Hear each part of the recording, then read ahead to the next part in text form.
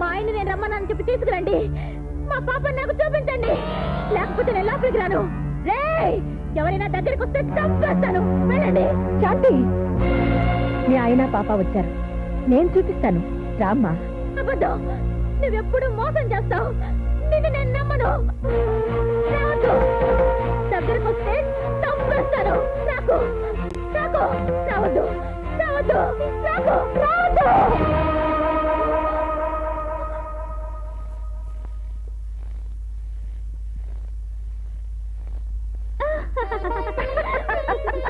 ఏమిటి ఏమిటి ఏమిటి అదే పనిగా నవ్వుకుంటున్నారు?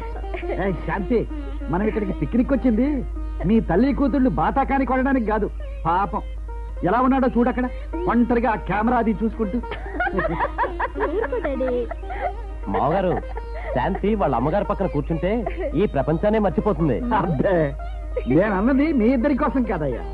మీరిద్దరూ సరదాగా అలా అలా దూరంగా వెళ్తే మేమిద్దరం సరదాగా ఇలా ఇలా దగ్గరికి వద్దామని. ఏమిటండి అల్లుడు గారి ముందే సత్తాలి? అబ్బే, మన కోసం కాదు, నేను అలా అంటే గాని వాళ్ళు సరదాగా బయటికెళ్ళరని. ఓహో, మమ్మీ, ఆ కొండ ఎంత బాగుందో తెలుసా?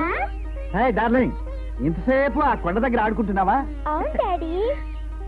ఇలా ఇవ్వమా, నేను కోసిస్తాను. అబ్బా, నేను చేయి కోసుకుంటావు. చెప్పానా చేయి తగ్గుతుందని? వినులే, ఎంత రక్తం వస్తుందా? మరి మమ్మీ డాక్టర్ దగ్గరికి వెళ్దాం, సెప్టిక్ అవుతుంది. కాదు మమ్మీ. పిచ్చి పిల్ల. శాంతి, మీ అమ్మ మీద ఉన్న ప్రేమతో మీ అమ్మ డాక్టర్ అన్న సంగతి కూడా మర్చిపోతున్నావు.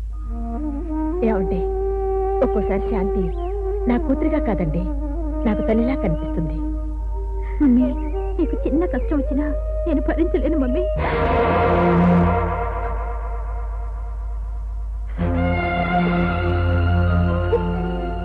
చూసారండి శాంతి పరిస్థితి ఎలా అయిందో. నీకు చిన్న కష్టం వచ్చినా తట్టుకోలేని మన శాంతి నిన్ను కొట్టిందని, నీ రక్తం పంచుకు పుట్టిన నీ బిడ్డే నీ రక్తాన్ని కళ్ళజూసిందని బాధపడుతున్నావు. లేదండి, నా బిడ్డ నన్ను కొట్టినందుకు నేను బాధపడలేదు. ఒక డాక్టర్గా ఎంతో మంది రోగులకు సేవ చేయగలను. వాళ్ళ కోపాన్ని, ఆవేశాన్ని సహనంతో ఓర్చుకోగలను. కానీ ఒక తల్లిగా నా బిడ్డని ఆ స్థితిలో నేను భరించలేనండి. తన బిడ్డకు భర్తకు దూరమయ్యానన్న బాధతో మానసికంగా తట్టుకోలేకపోతుంది. వాడు తల్లిగా కాకుండా ఒక డాక్టర్గా ఆలోచించు. నేనేం పాపం చేశానని భగవంతుడు నాకు శిక్ష వేసాడండి. శిక్ష అనుకుని కృంగిపోకుండా పరీక్ష అనుకుని నెగ్గుకు రావాలి.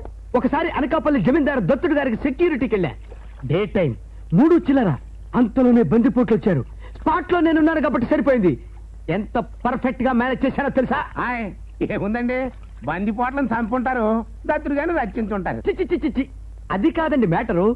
బందిపోట్లు దత్తుడిని 24 పోట్లు పొడిచి చంపేశారు. నేను ఊరుకున్నానా?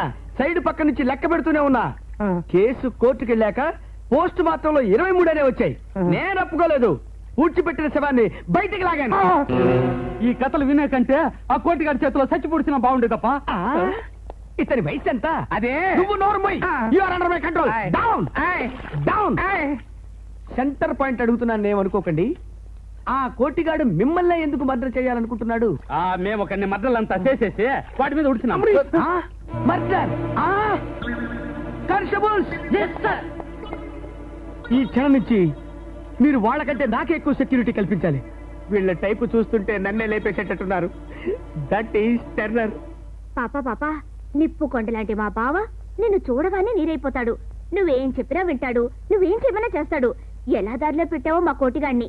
ఆ రాసి నాకు చెప్పవా? నీ పుణ్యవాణి, నీ పేరు చెప్పుకొని నా లైన్లో పెట్టుకుంటారు. చెప్పవా? అబ్బా, ఇప్పుడు మా మమ్మీ డాడీ నుంచి ఫోన్ వస్తుంది. నన్ను మాట్లాడించక వెళ్ళు. నా తల్లివి కదూ, చెప్పమ్మా. చెప్పానా? సరే, నాకు అందరూ చెప్పేవాళ్ళే, వాడే ఏం చెప్పడు. హలో మమ్మీ, నేనే. ఏమ్మా పాప, బాగున్నావా? ఏంటి మమ్మీ, ఈ సండే కూడా నువ్వు డాడీ రాలేదు? రాబోయే సమయానికి డాడీ ఆఫీస్ లో అర్జెంట్ పని పడింది, అందుకని రాలేకపోయాం. అబద్ధం. డాడీకి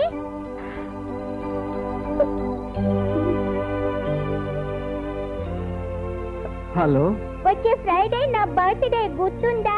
ఆ రోజు మీరిద్దరు రాకపోతే ఇంకెప్పుడు మీతోటి మాట్లాడను. వస్తామమ్మా. నీ బర్త్డేకి మేము రాకపోవడం ఏమిటి? తప్పకుండా వస్తాం. పొట్టేసి చెప్పు.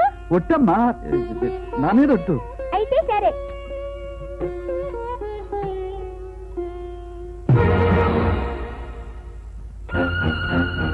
పెద్ద ఆయన, మీ మొగుడు పిల్లలు చాలా గొప్ప యాక్టర్లు.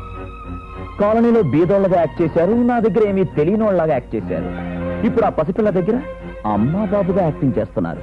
ఈ యాక్టింగ్లు నాటకాల్లో చేస్తే పెద్ద పెద్ద బహుమతులు వస్తాయి. గుప్పిట్లో గుట్టు తెలిసాక కూడా నిప్పును మూట కట్టాలనుకోవద్దు. చెప్పు పెద్ద ఆయన, ఆ పసిపిల్ల అమ్మా నాన్న ఎక్కడున్నారు? నోర్మై, నీకు చెప్పిన పని చేయడమే నీ బాధ్యత. హద్దుల మీద ప్రవర్తించే వాళ్లను నేను క్షమించను. పనివాడివిగానే ఉండు. ఆ సమాధానం చాలా నేను చెప్పాలా? అక్కర్లేదు. ఆ పిల్ల నాకేమైనా బంధువా, తోడబుట్టిందా? 4 రోజులు ఇంట్లో ఉండిపోయేవాడిని. ఎవరిలా పోతే నాకే పోనివ్వండి, నాదేం పోయింది? ఏ సుబ్బయ్య, ఎందుకు దాన్ని ఏడిపిస్తా? వదిలిపెట్టు. బాలేదా నువ్వులమ్మా, చంపే ముందు ఏడవక నవ్వుద్ది ఏంటి? చంపేస్తావా? వదిలిపెట్టు. దాని పిల్లలు ఏడుస్తాయి. ఏటు పుల్లమ్మ నీ గొడవ? బియ్యాన్ని ఉడకబెట్టకపోతే బువ్వ ఉద్దా, కోడిని కొయ్యకపోతే కూర ఉద్దా? అయినా నువ్వు భోజనాల బలకాడు కూకొని తినాలి గాని ఇట్లా కోస్తున్నప్పుడు వండుతున్నప్పుడు చూడకూడదు. ఏంట్రా మా బుల్లెమ్మాడికి ఎదురు చెప్తున్నావు? అంకుల్, చూడంకుల్, పిల్లలు కొన్ని చంపేస్తున్నాడు. ఎంత చెప్పినా వింటలేదు. పాపం వాళ్ళ అమ్మ చచ్చిపోతే ఆ బుజ్జి పిల్లలు ఏడవు. వద్దని చెప్పు అంకుల్. రే, మర్యాదగా కోడిని వదిలిపెట్ట. ఏంటండి మీరు కూడా చిన్నపిల్లలాగానా? ఎవరంటే? అవును, అందరూ కోసుకు తినే కోడిని చంపుతుంటేనే దాని పిల్లలకు దూరం అవుతుంది, చంపొద్దు అని గొడవ చేశావే. మరి మీ అమ్మా నాన్నలకి ఎలా దూరంగా ఉంటున్నావు? ఫోన్ లో మాట్లాడుతున్నానుగా. ఫోన్ మాటలకి కళ్ళ ముందు కనిపించడానికి తేడా లేదు. ఇంతకీ మీ అమ్మా నాన్న ఎలా ఉంటారు? నువ్వు చూడలేదా? రా, నేను చూపిస్తాను.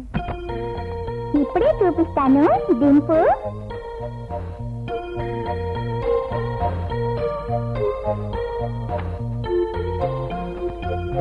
ఇక్కడే ఉండాలి.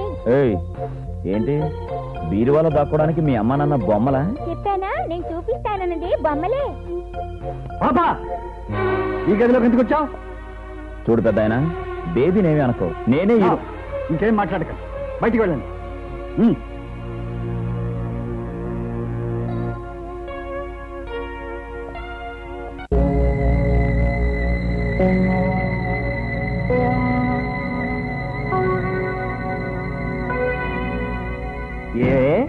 మా మీద కాలేజీ ప్రిన్సిపల్ రిపోర్ట్ ఇచ్చి వార్నింగ్ ఇప్పిస్తావా?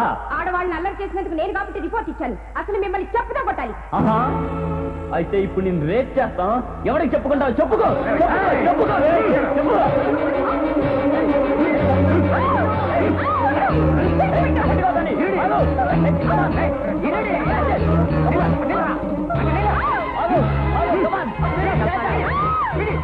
ఎవరైనా నోరు మీద కదిలారో ఈ హాస్టల్ తగలబెట్టేస్తాను, జాగ్రత్త.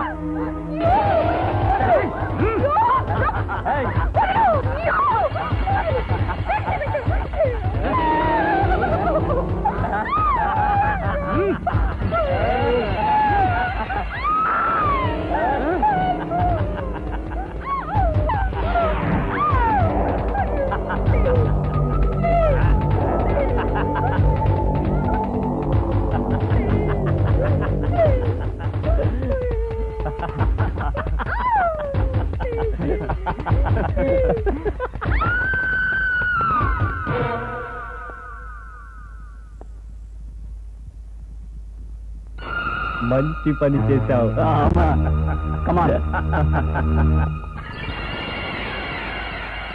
Order, order, order. Your honour, ఇది కేవలం ఒక స్త్రీ మానభంగానికి, మరణానికి సంబంధించిన సమస్య మాత్రమే కాదు, మన సమాజమే సిగ్గుతో తలవంచుకోవలసిన దారుణ సంఘటన.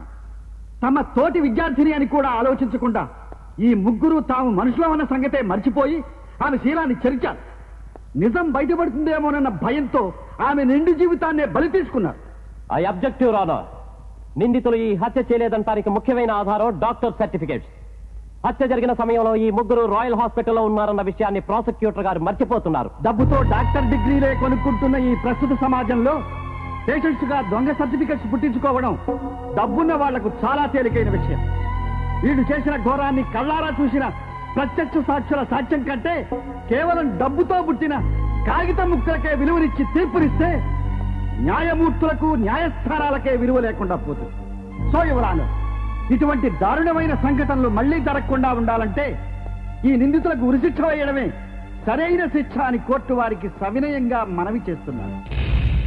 కేసు పూర్వపరాలను సాక్ష్యాధారాలను పరిశీలించిన మీదట ముద్దాయిలకు భారతీయ శిక్షా స్మృతి 302 సెక్షన్ ప్రకారం ఉరిశిక్ష విధించటమైనది.